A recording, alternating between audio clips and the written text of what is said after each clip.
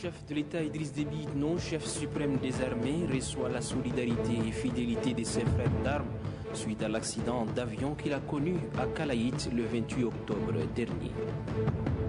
Bientôt une maison de la femme tchadienne, le coup d'envoi de la construction de l'immeuble a été donné ce matin au quartier Djari.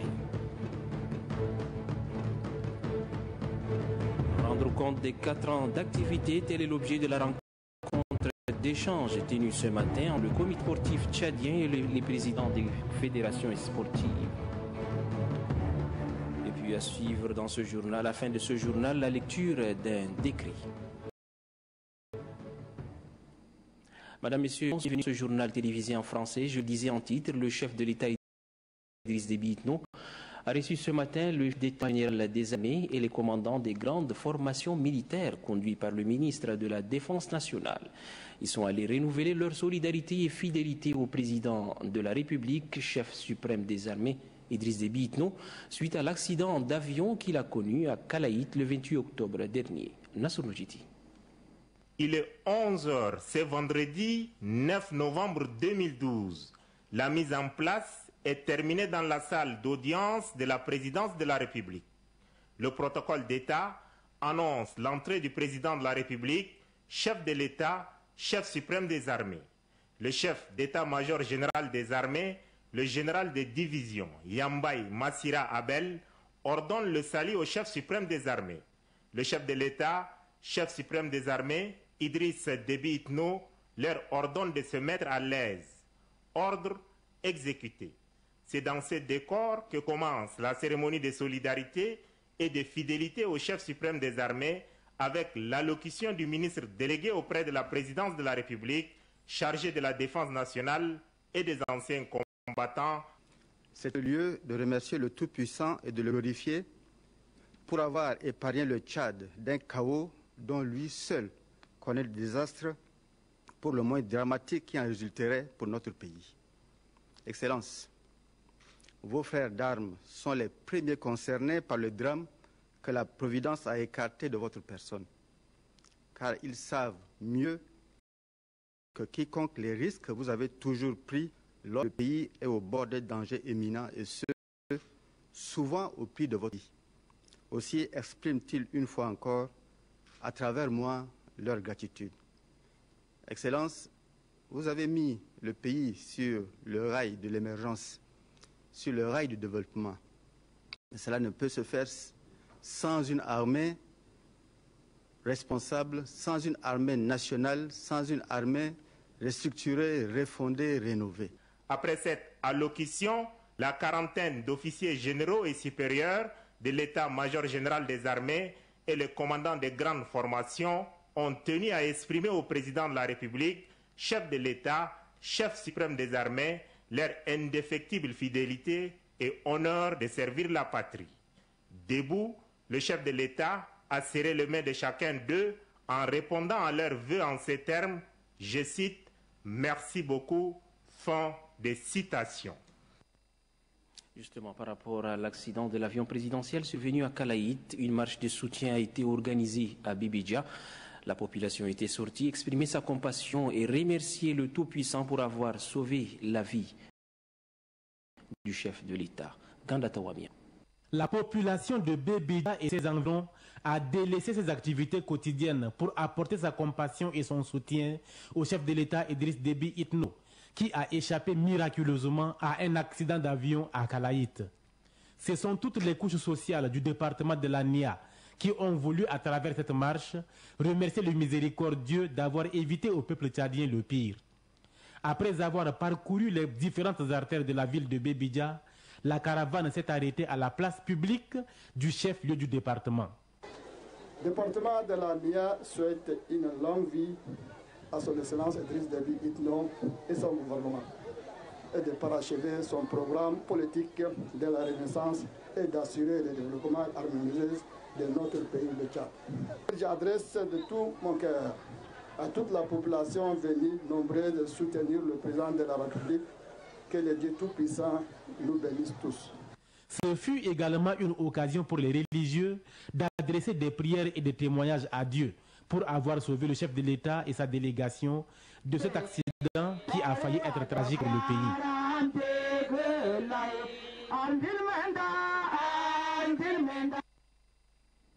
Bientôt une maison de la femme tchadienne. La cérémonie de la pose de la première pierre du centre a eu lieu ce matin au quartier Ndjari. Une cérémonie présidée par la première dame Hinda Déby Itno en présence du Premier ministre Emmanuel Nadingar. Le point avec Grangacha Mirima.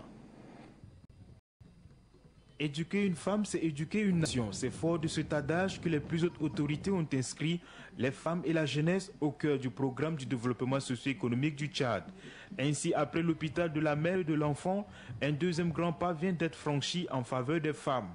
C'est le quartier Ndjari qui va abriter ce joyau architectural dénommé Centre national de formation des femmes tchadiennes. À tout seigneur, tout honneur, la première dame Hinda Déby Itno est présente pour donner un cachet particulier à cette cérémonie.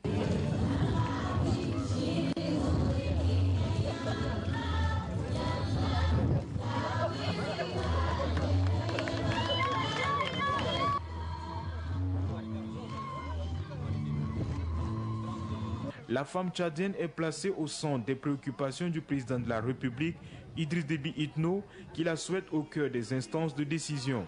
Mais cette ambition passe nécessairement par la formation. La maison de la femme tchadienne est donc une réponse tangible de la volonté politique du gouvernement tchadien, saluée par la République populaire de Chine. La femme tchadienne, qui représente plus de 5,2% de la population du Tchad, contribue à plus de 80% à la production agricole.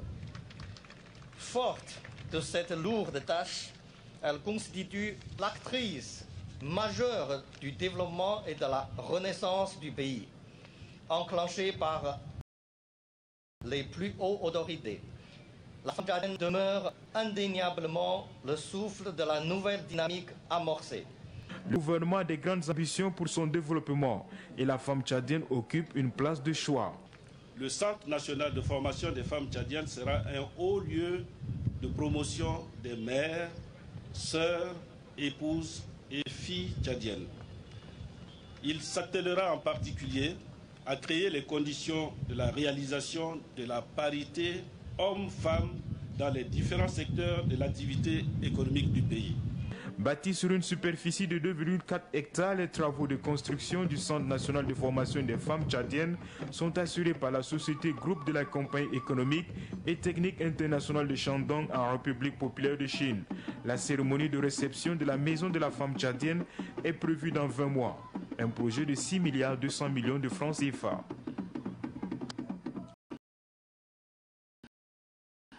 À l'issue de cette cérémonie, la première dame a eu l'objectif des actions gouvernementales. Nous l'écoutons au micro de Grangacha Mirima. Dans 20 mois, on aura un siège, on aura une maison de la femme tchadienne. Donc, je me dis que c'est un très grand jour. Et toutes les femmes doivent aujourd'hui fières.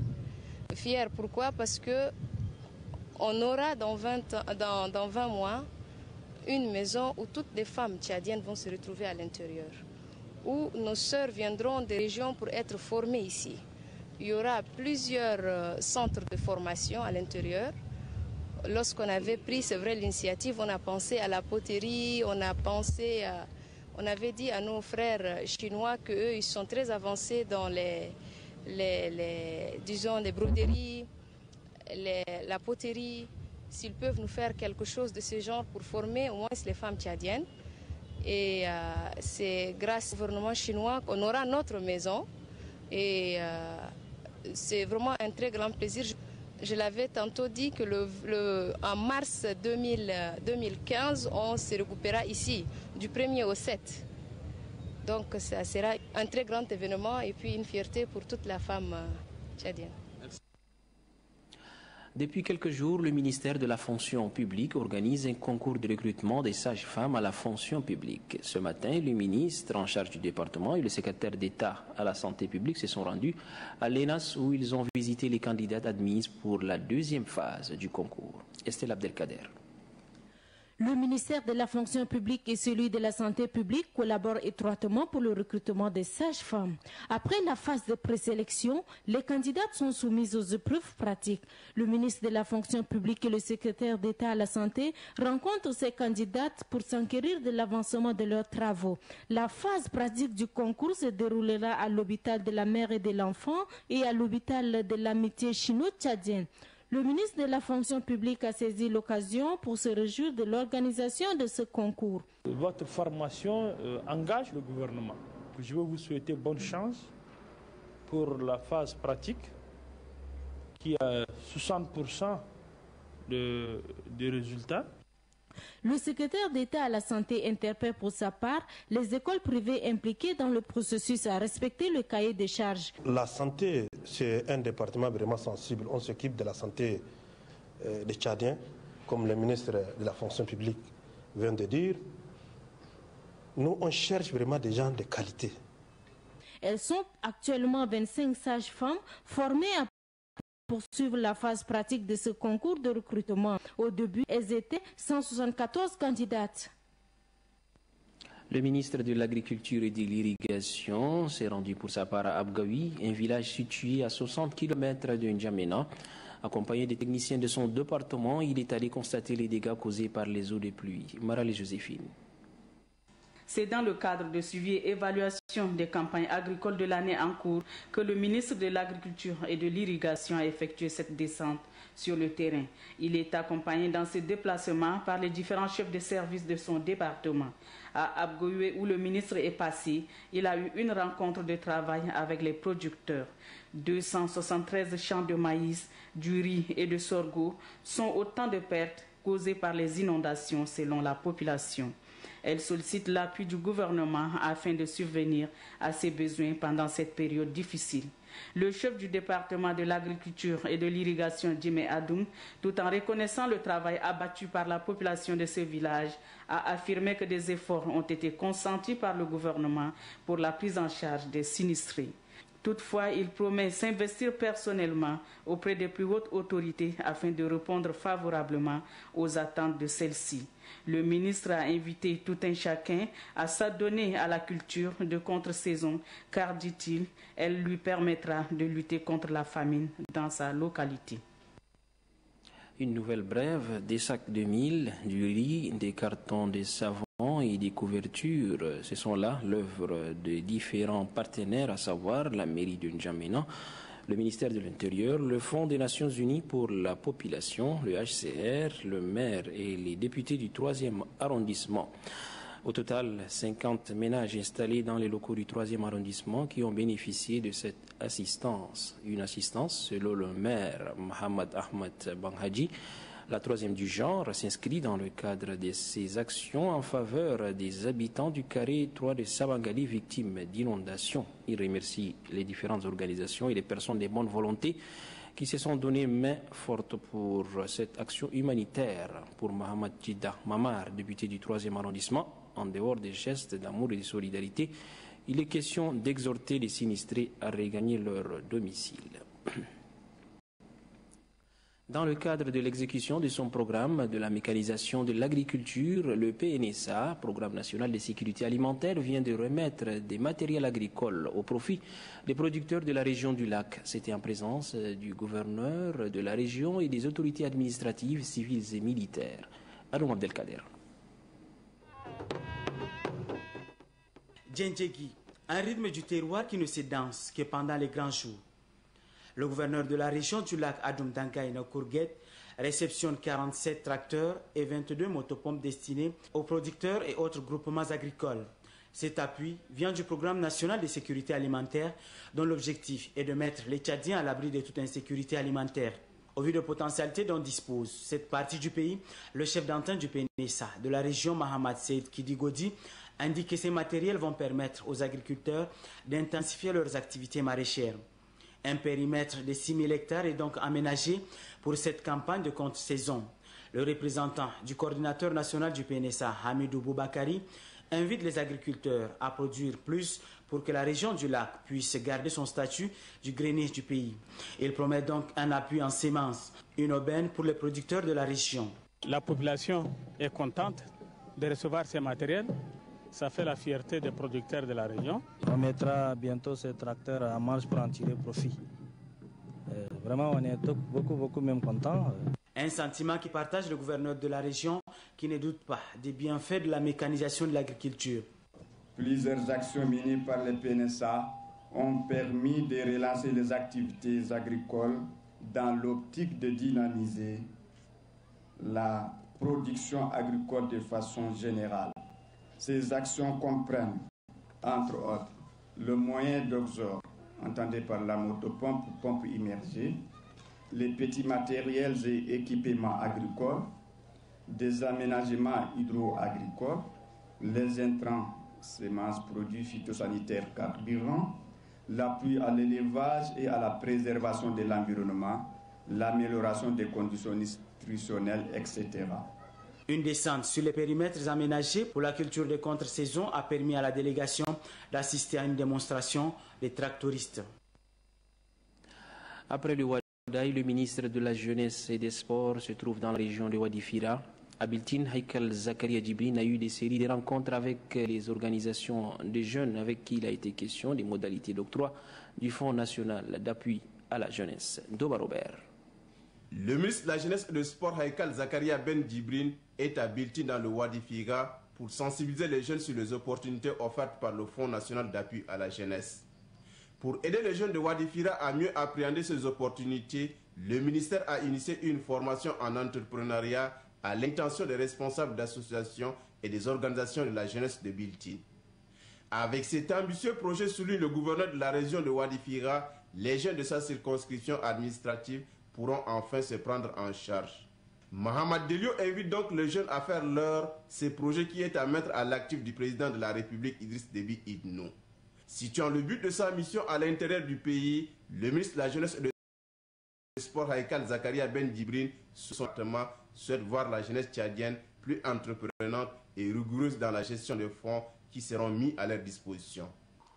Nous invitons donc tous les jeunes tchadiens de deux sexes, et particulièrement ceux de Wadifira, à développer en eux l'esprit entrepreneurial en rapport avec le potentiel du milieu. Par ces sursauts, vous aurez contribué à l'émergence du Tchad, de la renaissance, et la problématique du chômage et du sous-emploi ne sera plus qu'un lointain souvenir.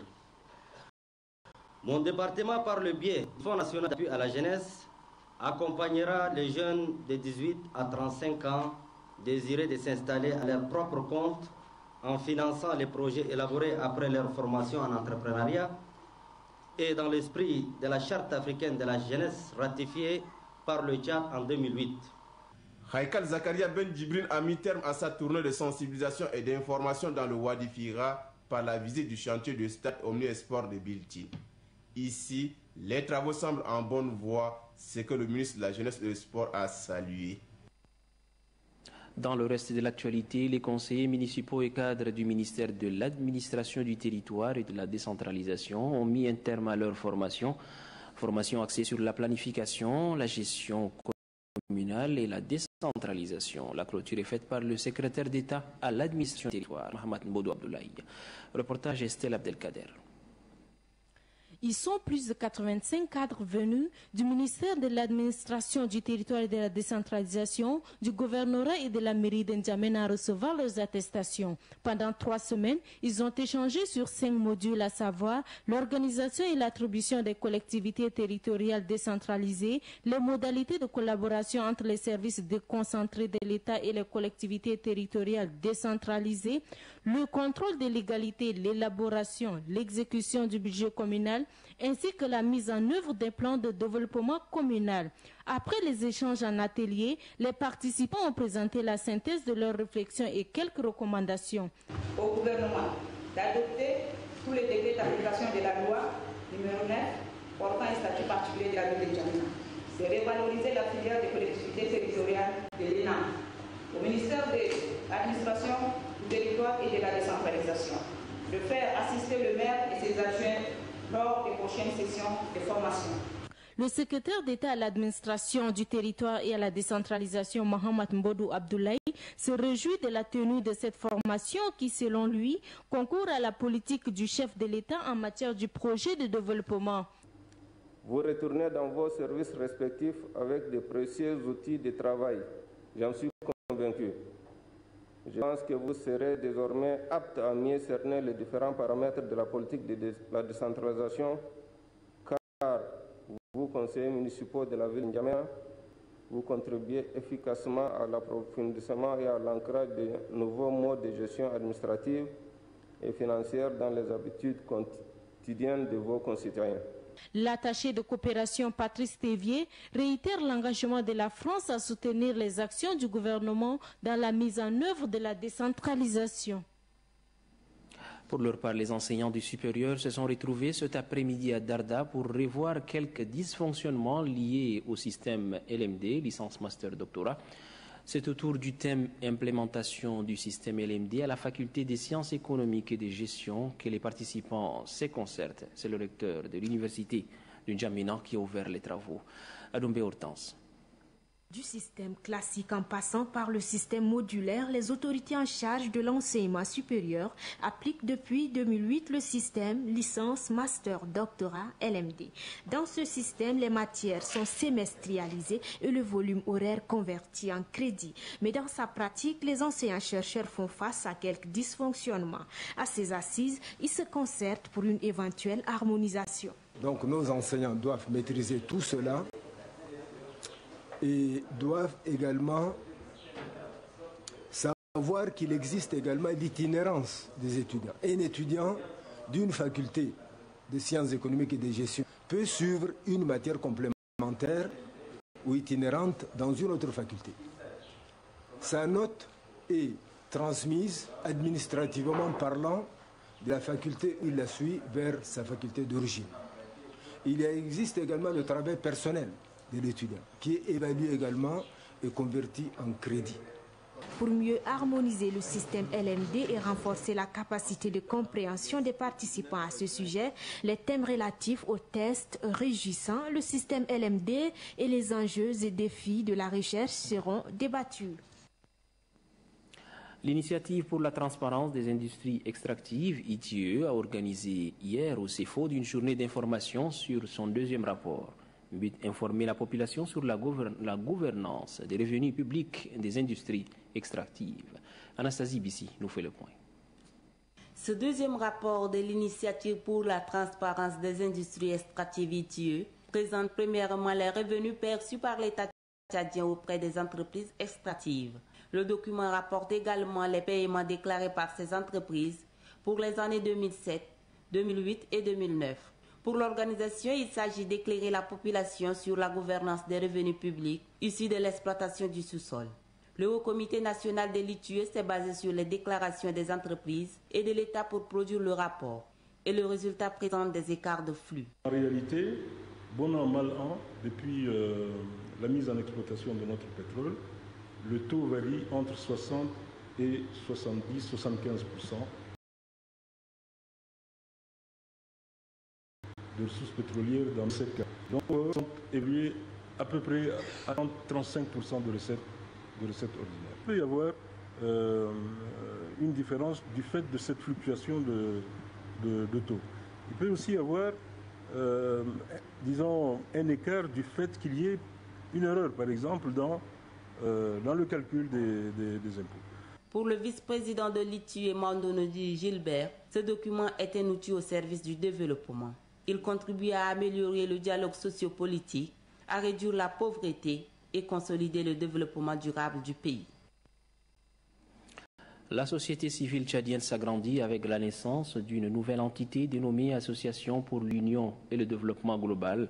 Cette association, qui a obtenu son autorisation de fonctionner il y a quelques mois, est constituée de plusieurs cadres tchadiens des différents domaines d'activité. Le vice-président de la dite association définit ici les objectifs de sa formation. L'association a pour objectif de contribuer à la protection de l'environnement, organiser des sessions de formation dans les domaines sanitaires ainsi que la nouvelle technologie, promouvoir la scolarisation des jeunes filles, favoriser la création des écoles nomades et communautaires, orienter les milieux pour se prévaloir de ses richesses culturelles et ses valeurs morales, approfondir les valeurs patriotiques telles que l'amour de la patrie, son respect, la protection de ses acquis et ses réalisations. Plus que jamais, nous devons croire que l'avenir de notre pays passe essentiellement par l'unité nationale et la solidarité entre ses fils et ses filles, le respect des droits humains ainsi que la protection de l'environnement, car ces derniers, la vie de tout un organisme vivant en dépend. Le comité sportif tchadien et les présidents des fédérations sportives ont tenu une rencontre d'échange ce matin à la Bibliothèque nationale. Cette rencontre a été provoquée par le collectif des fédérations sportives. Innocent Kilayo nous fait le point.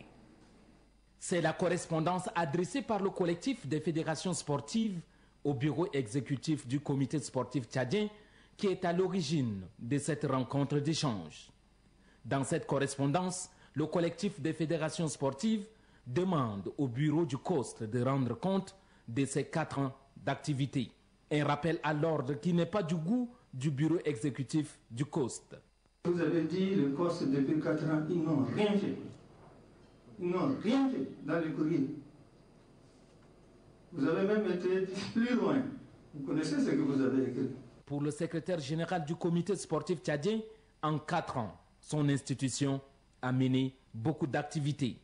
En 2009, 2 stages techniques de lutte et de volleyball ont été organisés. En 2010, nous avons organisé 2 stages techniques, l'un de judo et l'autre d'athlétisme. 17 fédérations sportives ont pris part à cette rencontre d'échange.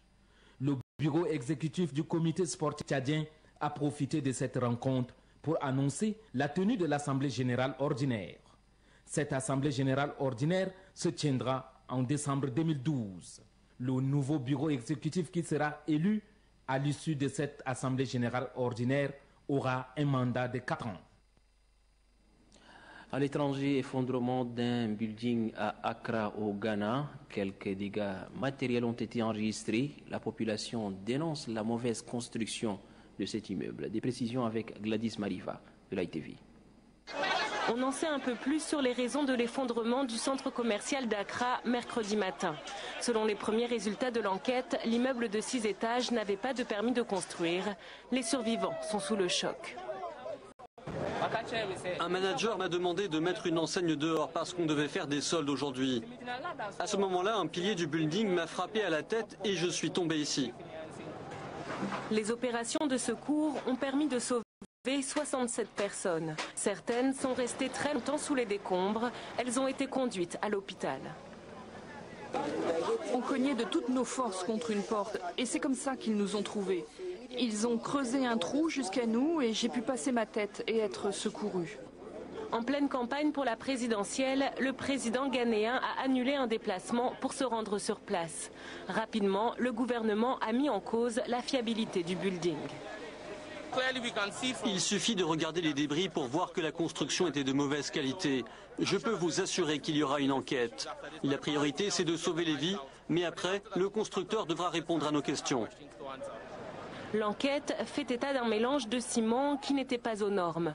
Les opérations de secours se poursuivent. Personne ne sait combien d'employés étaient dans le centre commercial quand il s'est effondré. À présent, l'actualité africaine au pas de course. Sophie Pillard de l'ITV nous amène en République démocratique du Congo, en Libye et en Afrique du Sud. Suivez plutôt. Une parodie de justice. C'est ainsi que l'organisation congolaise La Voix des Sans-Voix qualifie le procès à Kinshasa des 8 policiers accusés du meurtre du militant des droits de l'homme, Floribert Chebeya. L'ONG a décidé de ne plus se porter partie civile. Elle doit constituer un dossier devant d'autres juridictions internationales. Le 23 octobre, la Haute Cour militaire avait refusé de faire comparaître le général Numbi, le chef de la police actuellement suspendu, que La Voix des Sans-Voix considère comme le suspect numéro 1. En Libye, un tribunal militaire vient d'ordonner que l'ancien président du Conseil national de transition soit entendu par la justice. Mustapha Abdel Jalil devra s'expliquer sur le meurtre du général Younes. Ce pilier du régime Kadhafi, qui avait rejoint la rébellion, a été tué dans des circonstances troubles en juillet 2011. Ce procès annoncé va dans le sens de la demande de la procureure de la Cour pénale internationale. Fatou Bensouda a de nouveau réclamé mercredi devant le Conseil de sécurité de l'ONU que le nouveau gouvernement libyen n'accorde aucune amnistie pour les crimes commis par les anciens rebelles. Un concert endeuillé au Cap, en Afrique du Sud. Une personne est morte et une vingtaine d'autres a été blessée peu avant la prestation d'un groupe de rock américain, Linkin Park. Les victimes ont été écrasées par un échafaudage publicitaire qui s'est effondré à cause de vents violents. Le concert a quand même eu lieu, les artistes faisant part de leur profonde tristesse. Avant de nous séparer, je vous donne la lecture de ce décret qui porte le numéro 1747. Au terme de ce décret, le contrôleur général de police, dont le nom ci-après cité, est cassé au grade de gardien de la paix conformément au tableau suivant, catégorie C, échelle 6, au grade de gardien de la paix, échelon de début, indice 360, PC du 1er juillet 2012, Idriss Anour Abdelkerim. Voilà, c'est avec la lecture de ce décret que s'achève ce journal télévisé en français. Merci de l'avoir suivi, très bonne suite des programmes sur Télé Tchad.